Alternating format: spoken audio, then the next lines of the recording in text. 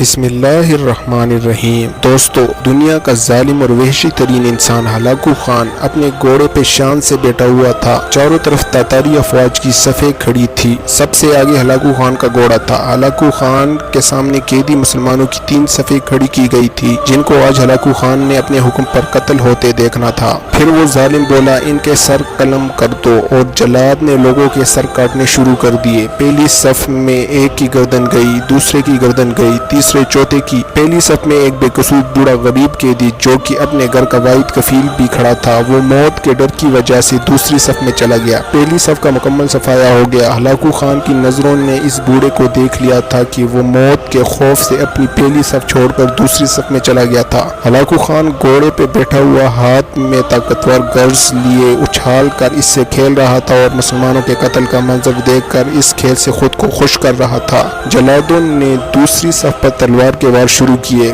گردنیں آن کی آن میں گرنے لگی۔ جلاد تلوار چلا رہے تھے اور خون کے فوارے اچھل اچھل کر زمین پر گر رہے تھے۔ اس بوڑھے بابا نے جب دیکھا کہ دوسری صف کے لوگوں کی گردنیں کٹ کر اس کی باری بہت جلد آنے والی ہے تو وہ بھاگ کر تیسری صف میں کھڑا ہو گیا۔ ہلاکو خان کی نظریں بوڑھے پر جمی ہوئی تھی کہ اب تو تیسری صف آخری ہے، اس کے بعد یہ کہاں چھپنے کی کوشش کرے گا؟ اس بیوقوف بڈھے کو میری تلوار سے کون بچا سکتا ہے؟ میں نے لاکھوں انسان مار دیے تو یہ کب تک بچے گا؟ تیسری صف پہ جلادوں کی تلوار بجلی بن کر گر رہی تھی۔ ہلاکو خان کی نظریں مسلسل اس بوڑھے پہ تھی کہ کیسے وہ بے چین ہو کر موت کی وجہ سے بے قرار ہے۔ تیسری صف کے مسلمانوں کی گردنیں گر رہی تھی۔ جلاد بجلی کی سی تیزی سے اس بوڑھے بابا کو پہنچا تو ہلاکو خان کی آواز گونجی، رک جاؤ، اس کو ابھی کچھ نہ کہو۔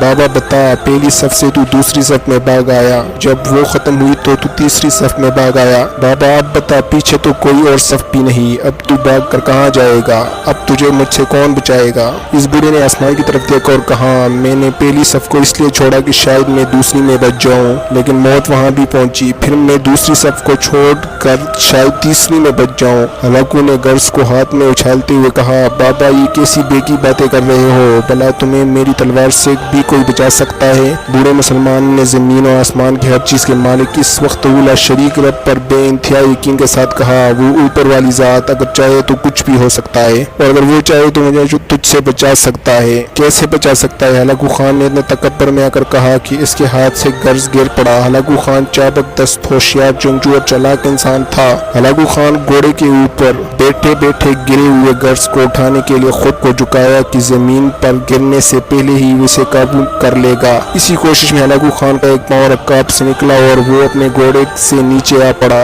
دوسرا پاؤں رکاب میں ہی پھنس کر رہ گیا۔ ہلاکو خان کا گھوڑا اتنا ڈر گیا کہ بھاگ نکلا۔ ہلاکو خان نے خود کو بچانے کی بڑی کوشش کی، لشکر بھی حرکت میں آ گئی، لیکن گھوڑا اتنا طاقتور تھا کہ کسی کے قابو میں نہ آیا۔ وہ ہلاکو خان کو پتھروں میں گھسیٹ گھسیٹ کر بھاگتا رہا، یہاں تک کہ ہلاکو خان کا سر پتھروں سے پٹخ پٹخ کر اس قدر لہولہان ہو گیا کہ اس کی روح چند ہی منٹوں میں اپنے اس تکبر بھرے وجود کو چھوڑ کر جہنم رسید ہو گئی۔ لشکر نے جب بے انتہا کوششوں کے بعد ہلاکو خان کے طاقتور گھوڑے کو قابو کیا تو اس وقت تک اس کا سر برے طریقے سے کچلا جا چکا تھا۔ ہلاکو کا لشکر اس بوڑھے بزرگ سے اتنا خوفزدہ ہو گیا کہ لشکر نے اسے جان بوجھ کر نظر انداز کر دیا، اور وہ بابا بڑے آرام اور سکون سے پیدل ہی اپنے گھر کی طرف چل پڑا۔ مظلوم کی آہ سے ڈرو، کیونکہ جب وہ اللہ سے رجوع کرتا ہے تو قبولیت بہت دور سے اس کا استقبال کرتی ہے۔